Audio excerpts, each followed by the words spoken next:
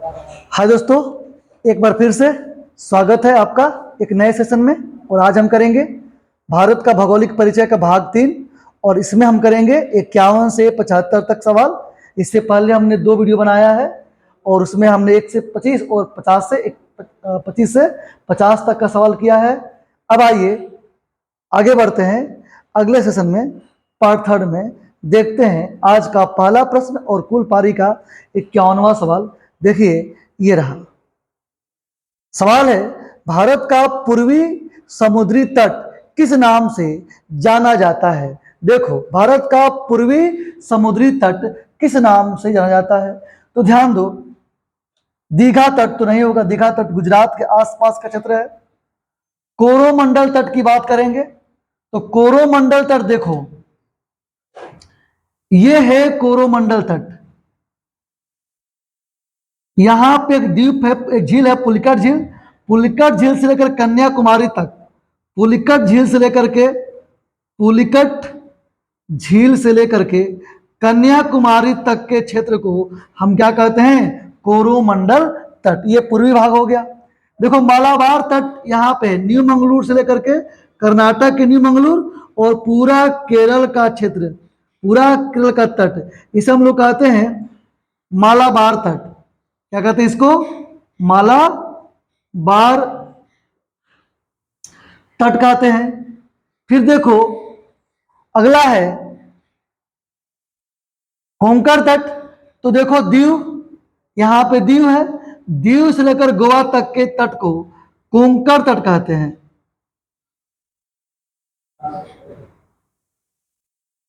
कोंकण तट कहते हैं। इस कोंकण तट की लंबाई है 730 किलोमीटर के आसपास में, 720 किलोमीटर के आसपास में। और यहीं पे चलता है कोंकण रेलवे। कोंकण रेलवे चलता है। तो कोंकण रेलवे की जो है ये शुरुआत महाराष्ट्र से होती है। तो महाराष्ट्र से लेकर के गोवा और कर्नाटक के न्यू मंगलूर, महाराष्ट्र के रोहा से लेकर के कर्नाटक के न्यू मंगलूर तक ये जाता है। यहां पे रेलवे भी है, कोंकण रेलवे, जिसकी लंबाई है 760 किलोमीटर। तो पूछता है कोंकण रेलवे कितने राज्यों में विस्तार है? 3 राज्यों में। कौन कौन? महाराष्ट्र में, गोवा में और कर्नाटका में। लेकिन कोंकण रेलवे से लाभान्वित राज्यों की संख्या 4 है, महाराष्ट्र, गोवा, कर्नाटका, केरला। ये होगा। अब जो गुजरात वाले तट को काठियावाड़ तट कहते हैं और इस तट को यहां पे पोरबंदर है, इतने तट को पोरबंदर तट कहते हैं। और इस तट को यहां पे जो ऐसा तट है, काठियावाड़ तट के 2 भाग हैं, एक पोरबंदर तट, पोरबंदर पोरबंदर तट, और ये देखो गोहेलवर तट, गोहेलवर तट। तो इस तरह से भारत के पूर्वी समुद्री तट में एक ही तट मिल रहा है जिसका नाम क्या है? कोरोमंडल तट। ये तट है कोरोमंडल तट, जहां पे भारत में कहता सवाल पूछता है कि जाड़े के दिनों में वर्षा किस तट पे होती है? तो तमिलनाडु के कोरोमंडल तट पर होती है। इस तरह से इस सवाल का आंसर हो गया ऑप्शन नंबर बी। अब हम बढ़ेंगे अगले सवाल की तरफ। देखते हैं अगला सवाल। देखो, अगला सवाल है, न्यूमुर द्वीप किन 2 देशों के बीच विवाद का कारण है? तो तुम्हें पता है कि मैंने बताया भी था पिछले वीडियो में कि न्यूमुर द्वीप भारत और बांग्लादेश के बीच में विवाद का कारण है। तो इसका आंसर हो जाएगा भारत और बांग्लादेश। लेकिन बच्चों, विवाद है कुछ, आओ देखते हैं कौन कौन विवाद है जो आपको याद करना है। भारत का सीमा विवाद कौन कौन सा है? तो सबसे पहले आप देखो, एक तो तुम जान गए न्यूमुर द्वीप किसके किसके बीच में? भारत और बांग्लादेश के बीच में। इसके अलावा देखो, मैं लिख रहा हूं सियाचिन विवाद।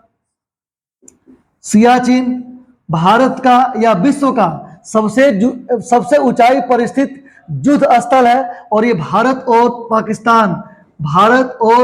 पाकिस्तान के बीच क्या है? पाकिस्तान के बीच विवादित स्थल है। फिर देखो, सर क्रीक विवाद, ये विवाद भी भारत और पाकिस्तान के बीच में गुजरात के कच्छ की खाड़ी को लेकर के है। गुजरात के कच्छ की खाड़ी को लेकर के सर्किक विवाद है भारत और पाकिस्तान के बीच में। फिर देखो डोकलाम विवाद, डोकलाम विवाद भारत भूटान और चीन के बीच में विवाद है, इसे हम लोग कहते हैं चिकन नेक। और ये जगह का नाम कौन सा है? चिकन नेक विवाद, चिकन नेक है, वहां पे विवाद है चिकन नेक। अब देखो चौथा नंबर विवाद, ये विवाद है डोकलाम हो गया, सर्किट हो गया, काला पानी विवाद। काला पानी विवाद भारत और नेपाल के बीच में है। ये भारत और नेपाल के बीच में महाकाली नदी को लेकर के, वहां के क्षेत्र को लेकर के काला पानी विवाद है। फिर देखो अगला कोको प्रायद्वीप विवाद, कोको प्रायद्वीप विवाद, और ये विवाद है भारत और म्यांमार के बीच में, भारत और म्यांमार के बीच में ये विवाद है। इतने विवाद, और एक विवाद आपने बताया न्यूमुर द्वीप, भारत और बांग्लादेश के बीच में। बढ़ेंगे अगले सवाल की तरफ, देखते हैं अगला सवाल क्या है। तो देखो अगला सवाल, भारत की सबसे बड़ी सुरंग कौन सी सुरंग है? भारत की सबसे बड़ी सुरंग जवाहर सुरंग किस राज्य में अवस्थित है? बच्चों जवाहर सुरंग का नाम रख दिया गया अटल सुरंग। अटल सुरंग जो है जम्मू कश्मीर राज्य में अवस्थित है। वैसे आपसे कोई पूछे कि भारत का सबसे बड़ा सुरंग अब कौन सा है, तो उसका नाम था चेनानी नासरी सुरंग। क्या नाम है? चेनानी नासरी सुरंग। चेनानी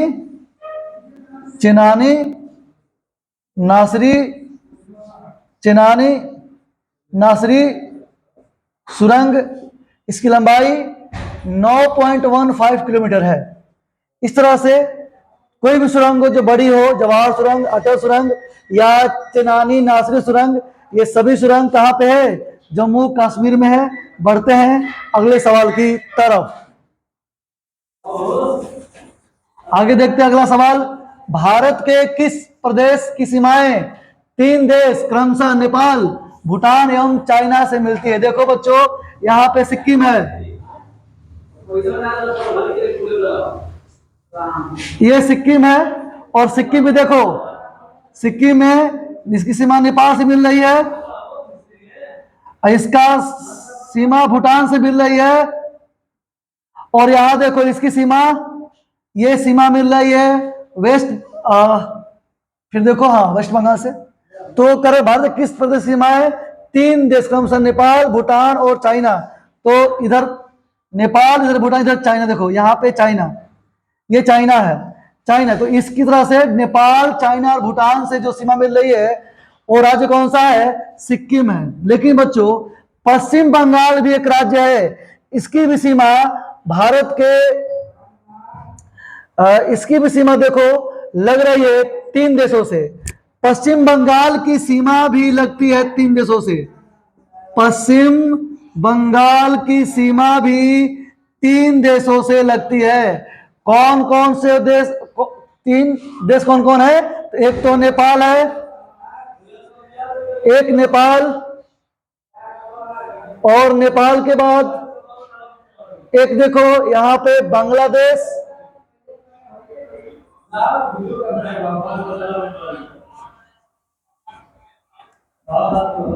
नेपाल, बांग्लादेश और पश्चिम बंगाल से कहां से लग रहा है? और नेपाल हो गया, बांग्लादेश हो गया, और ये देखो बगल में यहां पे भूटान, तो भूटान से लग रहा है। तो भूटान, तो नेपाल, बांग्लादेश और भूटान से इसकी सीमा यहां देखो लग रहा है। तो पश्चिम बंगाल का भी है, और एक देश तो अब देखो अब तो नहीं रहा, पहले था जम्मू कश्मीर भी था, जब ये दोनों अलग अलग नहीं थे। तभी आपको दो देश याद रखना है, एक तो सिक्किम और एक पश्चिम बंगाल। पश्चिम बंगाल की सीमा नेपाल से, बांग्लादेश से, भूटान से लग रहा है। तो वहीं भूटान, चाइना और नेपाल से लग रहा है सिक्किम की सीमा। तो अब हम बढ़ते इस तरह से, इसका उत्तर हो गया ऑप्शन नंबर डी। अब हम बढ़ेंगे अगले सवाल की तरफ। देखो बच्चों, अगला सवाल क्या है, भारत का दक्षिणतम बिंदु क्या है। तो जैसे देख लेंगे क्या दिया हुआ है।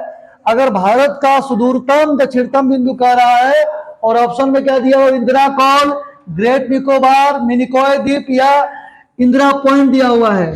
तो इसमें हम क्या करेंगे, देखो ध्यान से, ये है इंदिरा पॉइंट। क्या है, इंदिरा पॉइंट। इंदिरा पॉइंट देखो अंडमान निकोबार द्वीप समूह के बृहत निकोबार पर है। बृहत निकोबार पर जो द्वीप है, उस बृहत निकोबार पर इंदिरा पॉइंट है। और अब हम और देखना है कि इंदिरा पॉइंट को ही हम और नाम से जानते हैं। मैंने बताया पिछले वीडियो में, इसे हम कहते हैं पार्सन पॉइंट या पैगमिलियन पॉइंट या ला हिचिंग पॉइंट। पार्सन पॉइंट, पैगमिलियन पॉइंट, ला हिचिंग पॉइंट, इंदिरा पॉइंट, ये भारत के सुदूरतम दक्षिणतम बिंदु है। और स्थल पे बोलेगा तो स्थल पर कौन सा हो जाएगा, केप केमोरिन। क्या हो जाएगा, केप केमोरिन हो जाएगा। बढ़ेंगे अगले सवाल की तरफ, देखते हैं अगला सवाल क्या है। क्षेत्रफल के दृष्टिकोण से भारत का विश्व में कौन सा स्थान है। क्षेत्रफल की दृष्टि से भारत का विश्व में कौन सा स्थान है, स्थल नहीं स्थान है, तो सातवां है। आप जानते हैं विश्व के 7 बड़े देशों का क्रम मैंने दिखाया था। सबसे पहले विश्व का सबसे बड़ा देश कौन सा है, तो कनाडा, रूस है। कौन है पहले नंबर 1 पे, रूस, रूस है। इसके बाद कौन है, कनाडा है। इसके बाद कौन है, चीन है। इसके बाद कौन है, यूएसए। कौन, यूएसए है। फिर कौन है, ब्राजील, ब्राजील है। फिर छठा पे ऑस्ट्रेलिया है। कौन है, ऑस्ट्रेलिया। फिर 7वां पे भारत है। 8वां पे अर्जेंटीना, अर्जेंटीना। 9 पे बच्चों कजाकिस्तान, कजाकिस्तान। और 10 पे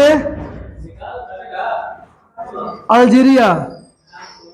10 पे कौन सा है, अल्जीरिया है। इस तरह से इसका उत्तर कौन सा हो गया, इसका उत्तर हो जाएगा 7वां। भारत विश्व का 7वां सबसे बड़ा देश, जबकि जनसंख्या के दृष्टिकोण से इसका दूसरा स्थान है। बढ़ेंगे अगले सवाल की तरफ, देखते हैं अगला सवाल।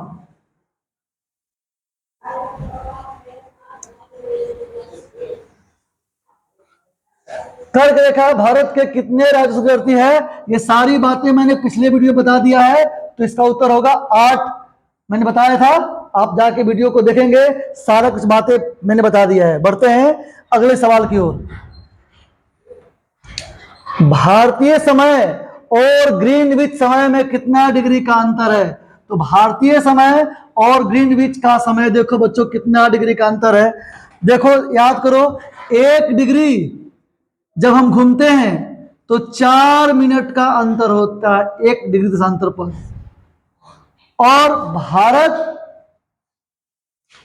ग्रीनविच देशांतर से 82.5 डिग्री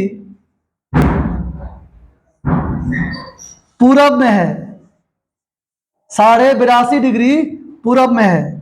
तो देखो ध्यान से, 82 गुणे 4 प्लस 1/2 गुणे 4 मिनट है। 4 दुनिया 8, 8 चौके 32, 328 और 2 कितना हो गया, 330। बदल देंगे घंटा में, इसको 60 से कर देंगे, 6×5 = 30, 5 घंटे 30 मिनट। यानी भारतीय समय और ग्रीनविच के समय में कितना का अंतर है, तो 5.5 घंटा का अंतर है। क्यों, क्योंकि भारत जो है ग्रीनविच से 82.5 डिग्री पूर्वी देशांतर पर स्थित है। इस तरह से इस सवाल का उत्तर हो जाएगा 5.5 घंटा प्लस वाला। Option number D is the right answer, D. अब बढ़ेंगे हम लोग अगले सवाल के तरफ, देखते हैं अगला सवाल। लिखा हुआ है कि क्षेत्रफल के दृष्टि से भारत का सबसे बड़ा राज्य कौन सा है? आइए देखते हैं इस सवाल का उत्तर क्या होता है कि क्षेत्रफल के दृष्टिकोण से सबसे बड़ा राज्य कौन सा है। तो आपको पता ही है कि राजस्थान है, लेकिन आओ मैं आपको और बताता हूं कुछ बातें। क्या बताता हूं मैं आपको? देखो, क्षेत्रफल की दृष्टि से भारत के राज्यों क्रम, भारत के राज्य बताएंगे। तो देखो, रम्मू, याद करना, रम्मू, राजस्थान पहला हो गया, राजस्थान। फिर देखो मध्य प्रदेश एमपी, फिर देखो महाराष्ट्र, महाराष्ट्र, और फिर देखो यूपी, है ना। हमारा बिहार क्षेत्रफल के दृष्टिकोण से 13वां बड़ा राज्य है ना। तो राजस्थान, एमपी, महाराष्ट्र, यूपी, और सबसे छोटा राज्य क्षेत्रफल के दृष्टिकोण से कौन है? तो गोवा। क्षेत्रफल के दृष्टिकोण से सबसे छोटा राज्य गोवा। जनसंख्या के दृष्टिकोण से सबसे छोटा राज्य सिक्किम। कौन? सिक्किम है ना। तो ये भी याद रखेंगे कि सबसे बड़ा राज्य राजस्थान, उसके बाद एमपी, उसके बाद महाराष्ट्र, उसके बाद यूपी। लेकिन जनसंख्या के दृष्टिकोण से सबसे छोटा राज्य कौन सा है? तो सबसे छोटा राज्य है गोवा, सॉरी सिक्किम। जनसंख्या के दृष्टिकोण से, जनसंख्या के दृष्टिकोण से सबसे छोटा राज्य सिक्किम। क्षेत्रफल के दृष्टिकोण से सबसे छोटा राज्य कौन सा है? गोवा है। कौन है? गोवा। और जिला पूछे तुमसे कि भारत का सबसे बड़ा जिला कौन है, तो सबसे बड़ा जिला में पहला आता है नंबर पे कच्छ, दूसरा पे आता है लेह, तीसरा पे आता है जैसलमेर, जैसलमेर, फिर आता है बीकानेर, चौथा पे बीकानेर, फिर आता है बाड़मेर, बाड़मेर। देखो, भारत का सबसे बड़ा जिला है कच्छ, फिर कौन? लेह, फिर कौन? जैसलमेर, फिर कौन? बीकानेर, फिर कौन? बाड़मेर, है ना। अब हम बढ़ेंगे अगले सवाल के तरफ। तो इस तरह से इसका उत्तर क्या हो जाएगा? सबसे बड़ा राज्य कौन है? तो राजस्थान है क्षेत्रफल के दृष्टिकोण से। अब हम बढ़ेंगे अगले सवाल की तरफ। देखते हैं अगला सवाल। देखो, भारत के पूर्वी एवं पश्चिमी छोरों पर समय का अंतर कितना है? तो देखो, भारत का पूर्वी छोर और पश्चिमी छोर, तो तुम जानते हो कि भारत का पूर्वी छोर कौन सा है? तो पूर्वी छोर है तुम्हारा यहाँ पे Arunachal Pradesh 97 degree 25 minute east. यहां देखो पश्चिमी छोर गुजरात 68 डिग्री 7 मिनट ईस्ट। घटाएंगे दोनों में, निकालेंगे देशांतर का अंतर, तो कितना का डिफरेंस हो गया? डिफरेंस कितना का हो गया बच्चों? अंतर कितना का हुआ? अंतर, तो अंतर हुआ 97 degree 25 minute minus 68 degree 7 minute, हो गया 29 डिग्री 18 मिनट, लगभग लगभग 30 डिग्री। तुम जानते हो 1 डिग्री बढ़ते हैं तो 4 मिनट लगता है। तो बताओ 30 डिग्री बढ़ गए तो कितना लग गया? 4 गुणे 30, चढ़ते हैं 12, 120 मिनट, यानी कितना घंटा? 2 घंटा। तो भारत के पूर्वी एवं पश्चिमी छोरों पर कि समय का अंतर कितना है? 2 घंटा है। कितना है? 2 घंटा है। इसीलिए इसी समय को अंतर कम करने के लिए हमने 82.5 डिग्री लिया है ना। इसीलिए पूछता है कि भारत में सबसे पहले सूर्योदय किस राज्य में होता है? तो क्या हो जाएगा? सूर्योदय सबसे पहले होता है अरुणाचल प्रदेश में। सूर्यास्त भी सबसे पहले यही हो जाएगा, क्योंकि यहाँ पे एक्चुअली जब घड़ी में 4 बजता है तभी हो जाता है यहाँ पे सूर्योदय, क्योंकि 2 घंटे का डिफरेंस है। लेकिन घड़ी बजाता है 4, सूरज बज गया, सूरज आ गया है। तो इसके लिए, इसी को कम करने के लिए मानक याम्योत्तर रेखा है भारत का जीएमटी 82.5 डिग्री पूर्वी देशांतर दोनों के बीच में। लेकिन फिर भी अभी 1-1 घंटा गैप हो जा रहा है। ये लोग अपना मांगते हैं कि हमको अपना अलग समय रेखा दीजिए, हम उसी से अपना समय ज्ञात करेंगे, घड़ी ठीक करेंगे, क्योंकि हमारा टाइम बहुत अकाज होता है, इसलिए ऐसा हुआ है। तो बहरहाल इसका उत्तर क्या हो जाएगा? 2 घंटा। बढ़ेंगे अगले सवाल की तरफ, देखते हैं अगला सवाल। कर्क रेखा भारत के किस भाग से गुजरती है? एकदम बीचों बीच। मैंने बताया था कि कर्क रेखा भारत के बीचों बीच गुजरती है, 8 राज्य से गुजरती है, और जो राजधानी स्थित है, भारत के किस राज्य की राजधानी कर्क रेखा पर स्थित है? तो झारखंड की राजधानी रांची कर्क रेखा पर स्थित है। फिर मैंने बताया था कि भाई कर्क रेखा पर किस देश की राजधानी स्थित है? तो आपको पता ही है कि कर्क रेखा पर जिस देश की राजधानी स्थित है उसका नाम है बांग्लादेश। बांग्लादेश का ढाका कर्क रेखा पर स्थित है। फिर मैंने बताया था कि कर्क रेखा से सर्वाधिक दूरस्थ राजधानी किस देश की है? तो मैंने बताया था आपको कि चाइना की बीजिंग। मैंने बताया था कि भारत के किस राज्य की राजधानी कर्क रेखा से दूरस्थ है? राजस्थान का जयपुर। मैंने बताया था कि कर्क रेखा से उत्तर में कौन कौन सी राजधानियां हैं? तो मैंने बताया था आपको कि एक तो जयपुर है, और एक मैंने बताया था आपको एजोल, जो मिजोरम की राजधानी है आइजोल, और एक और है जो आपको कमेंट करके बताना है, क्योंकि मैंने बताया आपको पहले भी, सबसे पहला वीडियो में बताया मैंने। तो आप कमेंट करके बताएंगे मुझे। आप जाने 3 राजधानी कर्क रेखा के ऊपर है, अब बाकी कर्क रेखा के नीचे है। तो इस तरह से भारत के बीचों बीच से एक रेखा गुजरती है, नाम है उसका कर्क रेखा। 23.5 डिग्री उत्तरी अक्षांश रेखा को कर्क रेखा कहते हैं, जो विश्व के 16 देशों से गुजरती है। 3 देश को स्पर्श कर रही है। अगर स्पर्श वाले मिला देंगे तो हो जाएगा 19 देश। आपको यह भी याद करना है, आपसे कोई पूछे कि कर्क रेखा कितने देशों से गुजरती है, तो कहेंगे 16 देश से डायरेक्ट, और 3 देश को स्पर्श करती है ना। बढ़ेंगे अगले सवाल की तरफ, देखते हैं अगला सवाल।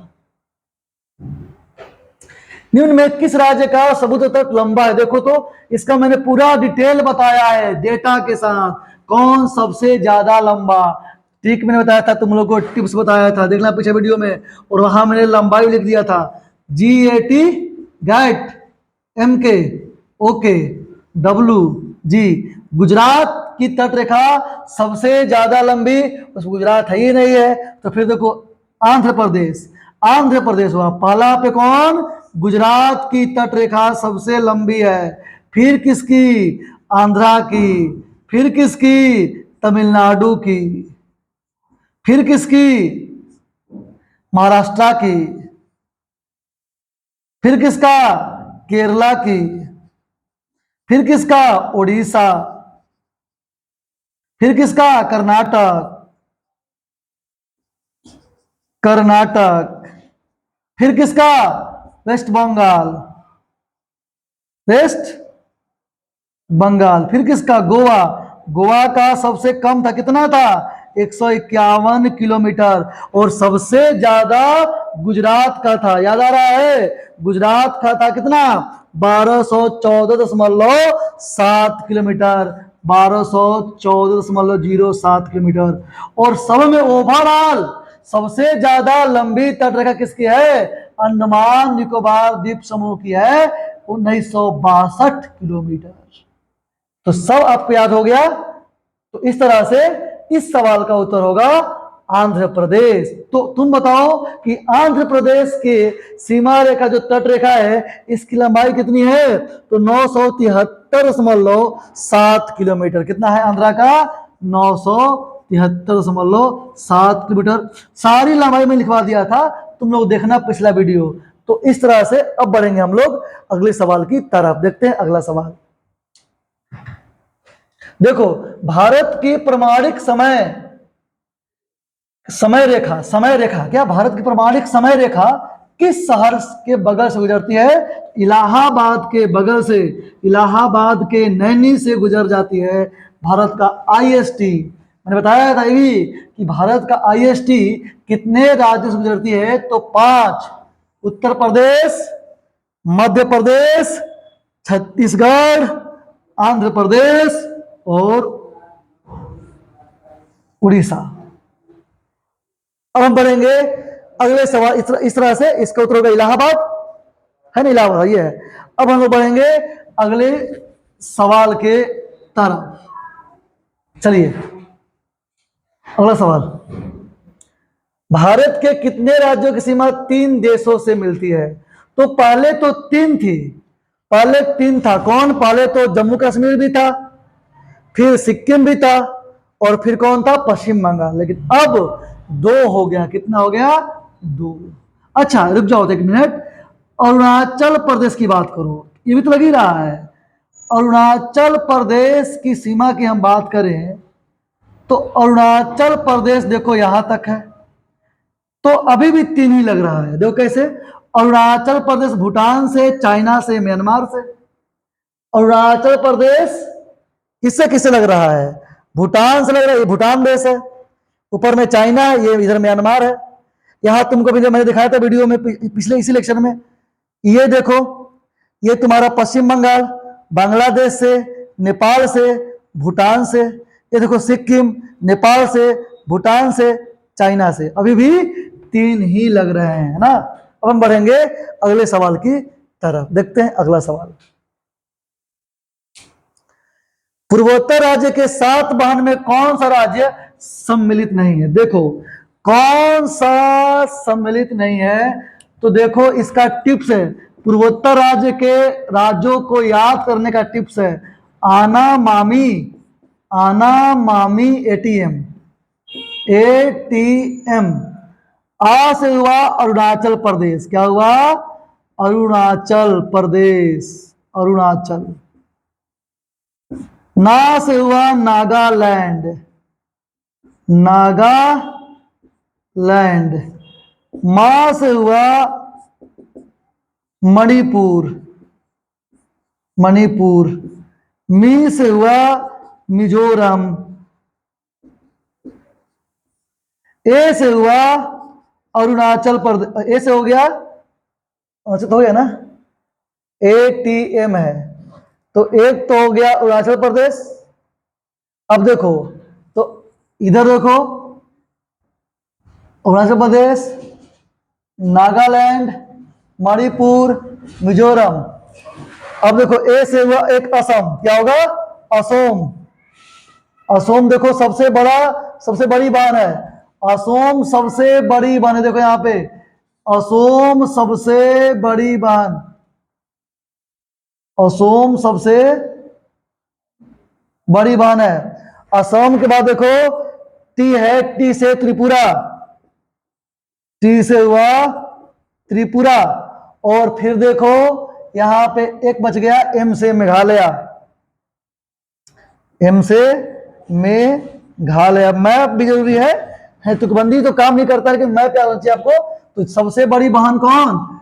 सबसे बड़ी वाहन है असम, तो सबसे छोटी वाहन त्रिपुरा है। अब हम बढ़ेंगे, तो इसमें कर कौन सा राज्य सम्मिलित नहीं है? सिक्किम। देखो सिक्किम नहीं है, सिक्किम पूर्वोत्तर भारत का हिस्सा नहीं है। उत्तर क्या हो जाएगा? Option number b is the right answer. अब हम बढ़ेंगे अगले सवाल की तरफ। देखते हैं अगला सवाल, इंदिरा कौल किसे कहते हैं? भारत का सुदूरतम उत्तरी बिंदु को हम कहते हैं इंदिरा कौल। 2 पर्वतों के बीच की भूमि को हम कहते हैं कौल, और यह है इंदिरा कौल। तो भारत के उत्तरी बिंदु को हम लोग क्या कहते हैं? भारत के उत्तरी बिंदु को हम लोग कहते हैं इंदिरा कौल, जबकि दक्षिणी बिंदु को हम लोग कहते हैं इंदिरा पॉइंट। भारत के पूर्वी बिंदु को हम लोग कहते हैं किबुथु या बलांगू। भारत के पश्चिमी बिंदु को हम लोग कहते हैं गौर मौथा या सरक्रीक। ये सारी बातें मैंने आपको बता दिया है। तो इस तरह से इस सवाल का तो उत्तर होगा ऑप्शन नंबर बी। अब हम बढ़ेंगे अगले सवाल की तरफ, प्राचीन भारतीय भौगोलिक मान्यता के अनुसार भारतवर्ष किस द्वीप का अंग था? देखो भारत को पहले हम लोग कहते थे जम्बू द्वीप। देखो भारत के नाम कितने थे? भारत के नाम, भारत के नाम सबसे पहले आर्यावर्त, आर्यावर्त। आर्यावर्त। दूसरा भारत खंड, भारत, भारत मान के चलो, भारत। जम्बू द्वीप,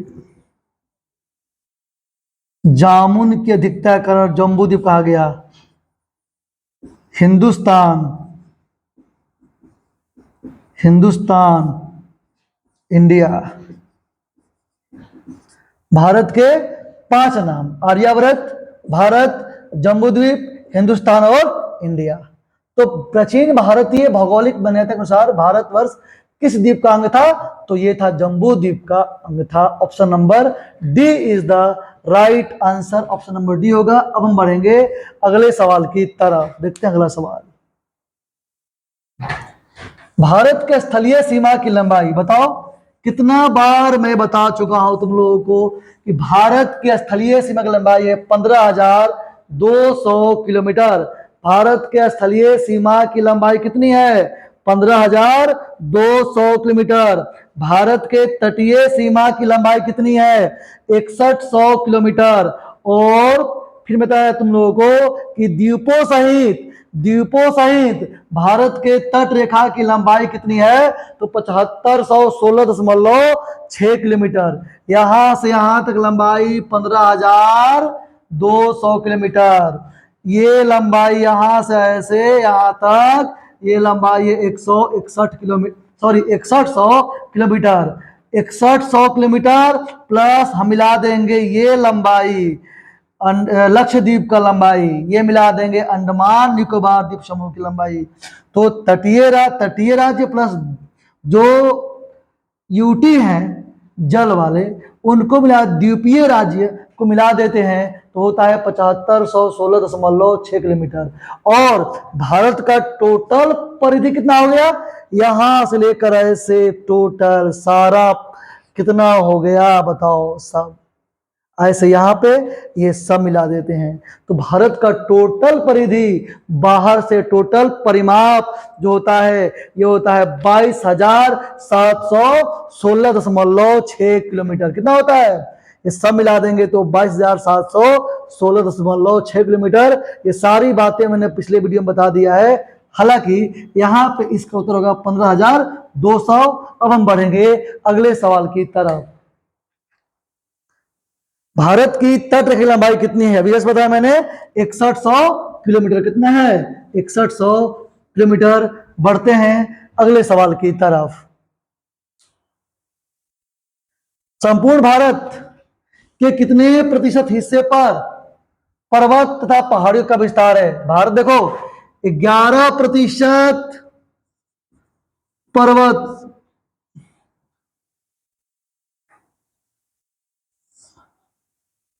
है ना? तो इसी को हम लोग कहते हैं 10.6% पर्वत हो गया। अब देखो 18% पहाड़ी, 27% मैदान और 27% पठार और 43% मैदान। ये भाग तुमसे ये पूछा है 18 और 10 कितना हो गया? 28। 28.6%। देखो यहाँ पे दिया हुआ ऑप्शन नंबर डी। पर्वत और पहाड़ी सब मिला के 28.6%। खाली पर्वत 10.6। अगर पूछे पठार तो 18, पहाड़ी पूछे तो 18%, पूछे पठार 27% और पूछे मैदान तो 43%। तो अब हम बढ़ेंगे अगले सवाल की तरफ। भारत में समुद्री तट रेखा वाले राज्यों की संख्या कितनी है? कल ही बताया था मैंने कि देखो ये राज्य देखो, गुजरात पहला, ये देखो महाराष्ट्र, ये देखो छोटा सा गोवा, ये देखो कर्नाटका, ये देखो केरला। तो पश्चिमी तट पर 1 2 3 4 5 राज्य हो गया।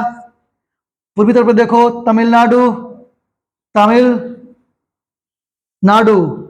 आंध्र प्रदेश, आंध्रा, देखो उड़ीसा, ओडिशा, देखो यहाँ पे छोटा सा यहाँ पे लग सीमा 157 किलोमीटर सीमा लगता है। और ये है तुम्हारा वेस्ट बंगाल। तो देखो यहाँ पे पूर्वी तट पे कितने राज्य हो गए, 4 और 5, 5 4 9 राज्य हो गए।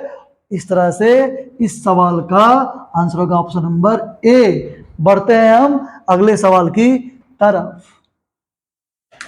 देखो, निम्न में कौन सा राज्य बृहद भारत के बृहद प्रायद्वीपीय पठार का हिस्सा नहीं है? इसमें से कौन सा राज्य बृहद प्रायद्वीपीय पठार का हिस्सा नहीं है? प्रायद्वीपीय पठार का हिस्सा बच्चों नहीं है, वो है आपका एमपी। एमपी में अलग से मालवा का पठार है। इस तरह से इसका option number c is the right answer. बढ़ेंगे अगले सवाल की तरफ। कोरी निवेशिका कहाँ स्थित है? तो गुजरात में है। गुजरात के कच्छ की खाड़ी में कि खंभात की खाड़ी में? गुजरात के कच्छ की खाड़ी में कि खंभात? तो ये कोरी निवेशिका स्थित है, तो ये कच्छ के रण में है। कच्छ का रण बच्चों ये है, ये इलाका, इस इलाका हम लोग बोलते हैं कच्छ का रण, और ये कच्छ का रण है, और ये लिटिल रण है, और ये जो है जंगली गधों के लिए प्रसिद्ध है। एशियाटिक केस जंगली गधों के लिए प्रसिद्ध है कच्छ का रण। तो कच्छ के लिटिल रण में क्या है? कोरी निवेशिका है। बच्चों, कोरी निवेशिका ये क्रीक वह भाग होता है, वह पतली सी भाग होती है समुद्र का वह संकरा भाग जो दो स्थलों के बीच में समाया होता है। देखो यही क्रीक है, ये देखो ये क्रीक है। दो समुद्र का वह सकरा भाग, वह संकरा भाग जो दो स्थलों के बीच में समाया हो, उसे हम कहते हैं कोरी निवेशिका, उसे हम कहते हैं क्रीक। तो यही क्रीक है। तो ये जो कोरी क्रीक है, कोरी निवेशिका है, ये कच्छ के लिटिल रन में है। Option number c is the right answer, है ना। और इसका उल्टा क्या होता है कि स्थल भाग जब तीनों ओर से घिरा रहता है जल से, इसे हम कहते हैं प्रायद्वीप। स्थल भाग जब तीनों ओर से जल से घिरा रहे तो इसे कहते हैं क्या? प्रायद्वीप। और जब जलीय भाग, देखो यहां पे जल का संकरा भाग है और ये घिरा हुआ है, तो इसे हम कहते हैं क्रीक। अब हम बढ़ेंगे अगले सवाल के तरफ। देखते हैं अगला सवाल। अरावली एवं विंध्यन श्रृंखलाओं के मध्य कौन सा पठार? मैंने बताया था कि मैंने बताया तुम लोगों को क्रम बताया था इसके लिए।